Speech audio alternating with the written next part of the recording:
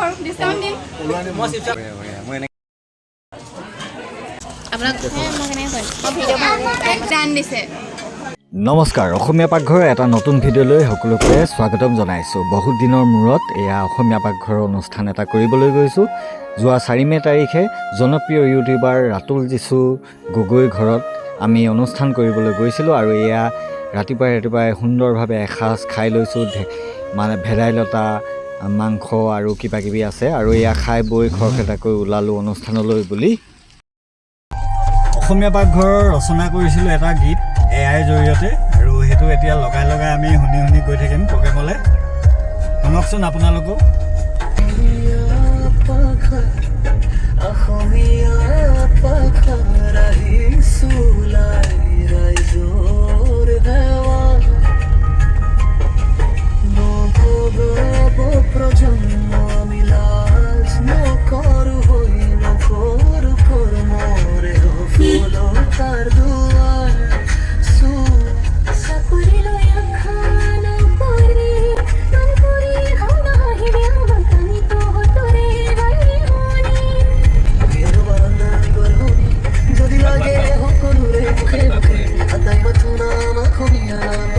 আৰু অসমীয়া পাকঘৰৰ গান শুনি এয়া আমি গৃহস্থৰ ঘৰ পাই গ'লোহি, মানে জনপ্ৰিয় ইউটিউবাৰ ৰাতুল জিছু গগৈৰ ঘৰত।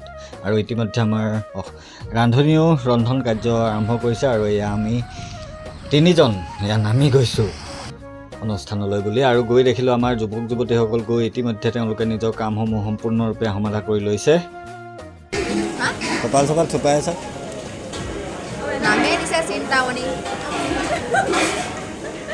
কোনে? তুমি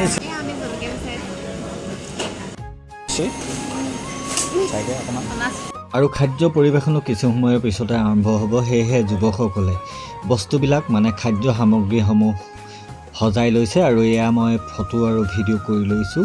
বাহিৰলৈ যাবলৈ সময় নাই। আৰু অসমীয়া পাকঘৰৰ আজিৰ মেনুত মানে খাদ্য পৰিৱেশনত কি আছে চাওঁ। এয়া চালাডসমূহ সজাই ৰখা হৈছে আৰু এয়া আমাৰ দি আছে এয়া ভাইটি এটাই পুৰি আৰু এইফালে দিছে পোলাও, ভেজ পোলাও আৰু আনফালে এয়া দি আছে ভাত আৰু এয়া দি আছে দাইল আৰু আনফালে এয়া আন এটা ভাইটি দি আছে মিক্স চব্জি আৰু এইফালে হৈছে পনীৰ বাটাৰ মচলা আৰু এইফালে আন এটা পাত্ৰত আমাৰ পাৰ্থই দি আছে মাছ আৰু সৰিয়হ। এইফালে আমাৰ মৃদুৱে দি আছে এয়া কুকুৰা মাংস গোটাকৈ ভজা চিকেন ফ্ৰাই আৰু এয়া ৰাজে দি আছে ছাগলী মাংস আৰু এয়া হৈছে আমাৰ খোলালি দি আছে এয়া জ্বলা ভাজি, এয়া প্ৰকৃতি দি আছে এয়া দৈ আৰু জেলেপি আৰু লগত আছিল এয়া দৈ জলপান ব্যৱস্থাও কৰা হৈছে যিসকলে মাছ মাংস ভাত নাখায় তেওঁলোকৰ বাবে। আৰু এয়া আমাৰ ৰাজশ্ৰীয়ে নমস্কাৰ দিছে আৰু এয়া হৈছে গৃহস্থ ৰাতুল জিছু আৰু এয়া অতিথিয়ে খাবলৈ আৰম্ভ কৰিছে। এয়া সুন্দৰ বুফে ছেটত এয়া খাদ্য পৰিৱেশন কৰি আছে যুৱক যুৱতীসকলে। এয়া ইজনৰ পিছত সিজন অতিথি খাই আছে আৰু আমাৰ এয়া ৰাজশ্ৰী আৰু প্ৰকৃতি আৰু কৃষ্ণা। আপোনালোকে দেখি হয়তো ভাবিছে যে ছোৱালী কিয় কম ল'লে। আছে কাহিনী এটা। আচলতে তেওঁলোকে যুৱক বিচাৰিছিলে, সেইকাৰণে আমি সৰহকৈ যুৱক দিলোঁ আৰু ছোৱালীকেইগৰাকীক কেৱল চাহ আৰু জলপানৰ বাবে বিচাৰিছিলে, সেইকাৰণে তেওঁলোকক আমি শেষত থৈ দিছোঁ। আৰু তেওঁলোকে এয়া খাদ্য পৰিৱেশনো কৰি আছে আৰু এয়া অতিথিসকলে খাদ্য খাই আছে। আচলতে গৃহস্থৰ মনত এটা ভয় সোমাইছিলে। ভয়টো হৈছে কি মানে ছোৱালীসকলে পাৰিবনে নোৱাৰে বা দিয়াত কেনেবাকৈ সেনেকৈ ভাবিছিলে, সেইকাৰণে হয়তো তেওঁলোকে যুৱক বিচাৰিলে। কিন্তু আচলতে আমাৰ যুৱতীসকল অন্যৰ কথা নাজানো, আমাৰ যুৱতীসকল সেনেকুৱা নহয়। আমাৰ যুৱতীসকল সম্পূৰ্ণ অভিজ্ঞ আৰু বহুত ডাঙৰ অনুষ্ঠানত আমাৰ যুৱতীসকলে অনুষ্ঠান পৰিৱেশন কৰি আহিছে। প্ৰায় 10,000 15,000 অতিথিকো আমাৰ যুৱতীসকলে আমাৰ খাদ্য পৰিৱেশন কৰি আহিছে। কাৰণ আপোনালোকে জানে যে 2019 চনত যেতিয়া অসমীয়া পাকঘৰ গঠন কৰা হৈছিল, প্ৰথম আমি ছোৱালীক লৈহে গঠন কৰিছিলোঁ। আমাৰ কোনো ল'ৰা নাছিল, ছোৱালী লৈ কৰিছিলোঁ। আৰু ডাঙৰ অনুষ্ঠান, বিশেষকৈ কেইটামান অনুষ্ঠানৰ নাম লৈছোঁ। তপন গগৈদেৱৰ ঘৰত প্ৰাক্তন সাংসদ যোৰহাট লোকসভা সমষ্টিৰ তেখেতৰ ঘৰত আমি যি অনুষ্ঠান কৰিছিলোঁ, সেই অনুষ্ঠানত আমি গৈছিলোঁ, যুৱতীসকল গৈছিল আৰু যুৱতীসকলে প্ৰায় 10-15 হাজাৰ মানুহক খুৱাইছিলে, তাকো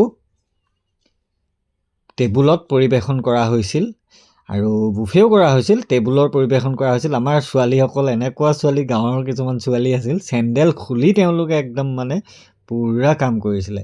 শেষত তেওঁলোকৰ ল'ৰাও আছিল আৰু ল'ৰাকেইজন মানে বহি দিলে, আমাৰ ছোৱালীসকলে ইমান কৰিছে। আৰু এয়া কি চাই আছে নাজানো। আৰু এয়া মাধৱ ৰঞ্জন ককাইদেউ আহিছে, এয়া খাদ্য পৰিৱেশন কৰি আছে আৰু এয়া যুৱক যুৱতীসকল। আৰু আকৌ আহিছোঁ আকৌ কাহিনীটোৰ মাজলৈ।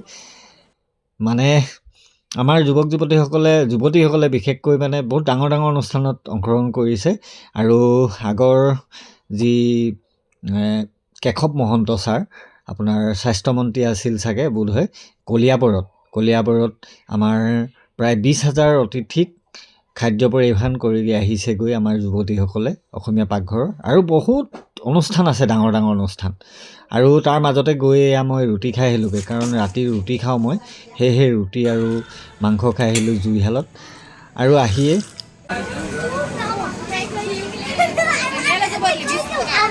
চিকটাকেইটা চেণ্ডেল এযোৰ আনিবলৈ পাওঁ বুলি এইকেইটা আনি দিছে।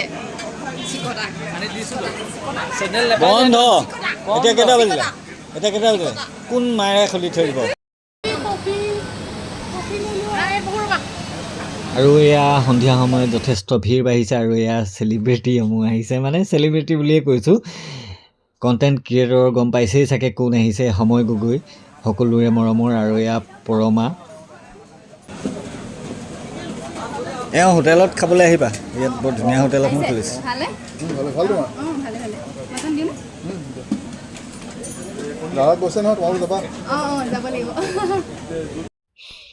আৰু এয়া জীৱন আৰু সংস্থাপন চেনেলৰ এয়া প্ৰাঞ্জল গগৈ, তেওঁ আহিছে। আৰু যথেষ্ট আহিছিলে, মাজে মাজে কোনোবা আহিছিলে ইউটিউবাৰ, প্ৰায় ইউটিউবাৰে আহিছে। আৰু এয়া আমাৰ ইহঁতে কি কৰি আছে নাজানো, পূৰা মানে ষ্টাইল দি আছে দুইটাই। আৰু এয়া সকলোৰে লগত ফটো মাৰিছে, বিশেষকৈ সময় গগৈৰ লগত ফটো মৰা খুব আশা আছিল। আৰু সময় গগৈ কি ক'লে শুনো আহকচোন। লেখক ল'ৰা ছোৱালীখিনিৰ যিটো কৰ্ম আমি কৰিছোঁ অসমীয়া পাকঘৰ বুলি, মই এনেকৈ দেখি নিজৰ বহুত ভাল লাগে।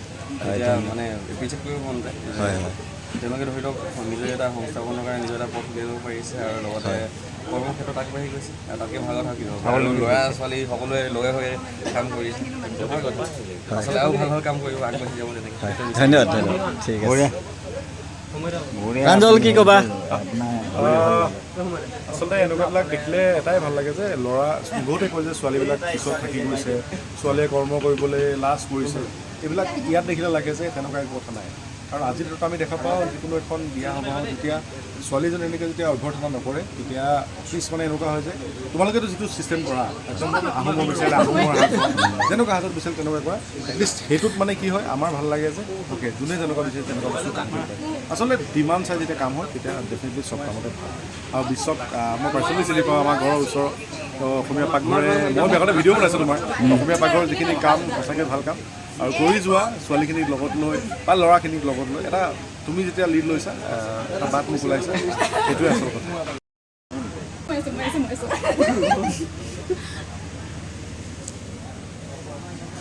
পাৰ্থ মন গৈছে নি?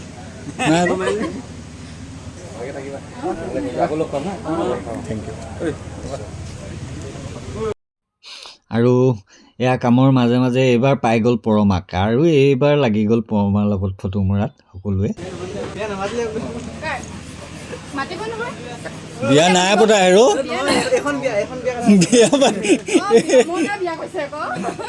তেওঁক চিনি পাই নাই আজিকালি।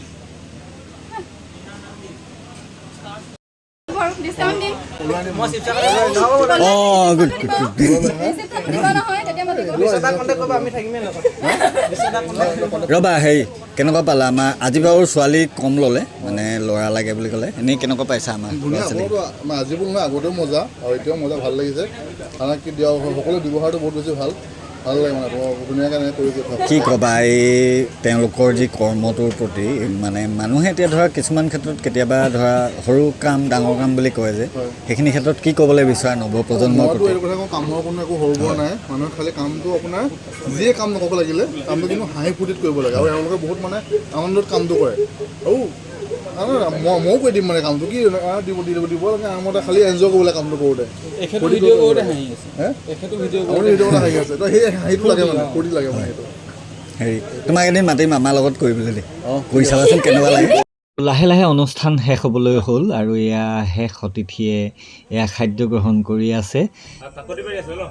নহয় চৰাইদেউ মৈদামৰ ওচৰ একেবাৰে চৰাইদেউ মৈদামৰ পৰা বোলে এনেকৈ বহুত বিয়াত খালোঁ বোলে এইটো কোৱা নাই বহুত বিয়াত যাওঁ ভাল বিয়াই বা ভাল মাংস বহুত চেপি দিয়ে ইয়াত কিন্তু দিল খুলি মাংস দিছে দেই এইটো ডাঙৰ কথা আকৌ বুলি কৈছে দিব লগতে মানে ল'ৰাকেইটা চিপা নাই কৰা বুলি কৈছে কথাটো কৈ দিলোঁ এইটো যে বহুত বিয়া খালোঁ বা নিজৰ মোৰ ভণ্টি বিয়া পাতিছোঁ আগতে ঘৰৰ বিভিন্ন ঘৰত বিয়া পাতিলোঁ তো এই যে যেতিয়া মানুহ বেছিকৈ সৰহকৈ সংখ্যা আহিবলৈ ধৰে তেতিয়া আমি কোন নতুনকৈ আহিছে কাক চাহ দিব লাগিব কাক কফি দিব লাগে গৃহস্থই ইমান চাই থাকিব নাই তো তেনে ক্ষেত্ৰত আজি কিন্তু মই অসমীয়া পাকঘৰ সেইটো বহুত ব্যতিক্ৰম পালোঁ। প্ৰিয় ইউটিউবাৰ ৰাতুল জিচুদা তেওঁ আমি ভিডিঅ' প্ৰায় চায়ে থাকোঁ আৰু আমাৰ সৌভাগ্য যে আজি আমি অসমীয়া পাকঘৰে ইয়াত অনুষ্ঠান কৰিবলৈ আহিলোঁ আৰু আমি তেওঁৰ মনৰ পৰা কিছুমান কথা জানিব বিচাৰোঁ। আমাৰ এই ল'ৰা ছোৱালীসকলৰ যি পদক্ষেপ আমি লৈছিলোঁ 2019 চনতে তেওঁক ইয়াতে জনাই দিওঁ আমাৰ অসমীয়া যুৱক যুৱতীসকল লগ হৈ পিনে আমাৰ অসমীয়া পৰম্পৰাগত সাজ পোছাকেৰে অসমীয়া খাদ্য ৰন্ধনক আমি মেইন মানে থিম হিচাপে লৈছিলোঁ আৰু সেই কৰ্মটো আজি আপোনালোকৰ ঘৰত আমি কৰিলোঁ। আপোনালোকে কেনেকুৱা পালে? মেইন কথাটো হ'ল কি মোৰ ঘৰত একচুৱেলি খুব কেজুৱেল ৰাখিছিলোঁ তো সেইকাৰণে ধৰি লওক আজি একদম পৰম্পৰাগত সাজপাৰ নহ'লেও হ'ব বুলি মই নিজে জনাইছিলোঁ যিহেতু বৰষুণৰ বতৰ আছিলে অলপ পানী চানী কথা আছিলে তো তেওঁলোকে যদি মেখেলা চাদৰ পিন্ধি আহে লটপট হৈ যাব বা ঝটপট হৈ যাব বহুত কথা থাকে তো সেইকাৰণে মই কেজুৱেল ড্ৰেছত বিচাৰিছিলোঁ যিহেতু এতিয়া হৈছে গৰম দিনৰ বতৰ গুপগুপীয়া এটা ভাৱ থাকে তো সেইকাৰণে তেওঁলোকে কটন চোলা পিন্ধিছে আপোনালোকে দেখা পাইছে। দুই নম্বৰ কথাটো হ'ল এইটোৱে যে যেতিয়া মানুহ ঢেৰ হৈ যায় যেতিয়া চাহ দিবলগীয়া হয় তেনে ক্ষেত্ৰত গৃহস্থ কেতিয়াবা থতৰ মটৰ হয় তো তেনে ক্ষেত্ৰত ভণ্টিকেইজনীয়ে পুৰা মন কৰি ৰাখে কোন আহিছে আমি ক'বলৈ প্ৰয়োজন নাই হোৱা ধুনীয়াকৈ যায় যদি বস্তু কিবা নাটনিও হয় তেতিয়াও কিন্তু বহুত উৎপাত বা বহুত মানে আপোনাৰ খমজম লগাই নিদিয়ে মানে আপোনাক খেলি মেলি লগাই নিদিয়ে খুব ধুনীয়াকৈ নম্ৰ ভদ্ৰকৈ কয় তেওঁলোকৰ সময়সীমাৰ ভিতৰতো যদি বস্তুটো নাপায়হি তেতিয়াও কিন্তু উৎপাত নকৰে তেনেকৈ থাকে মুঠতে মানে তেওঁলোকে বুজি পায় যে মালিকৰ কিমান টেনশ্যনত থাকে টেনশ্যনত থকাৰ উপৰিও আৰু তেওঁলোকে টেনশ্যন দিবলৈ নিবিচাৰে তো তেনে ক্ষেত্ৰত মই এইখিনি ধন্যবাদ জনাইছোঁ শুভেচ্ছা জনাইছোঁ 2019 চনত গঠিত হোৱা।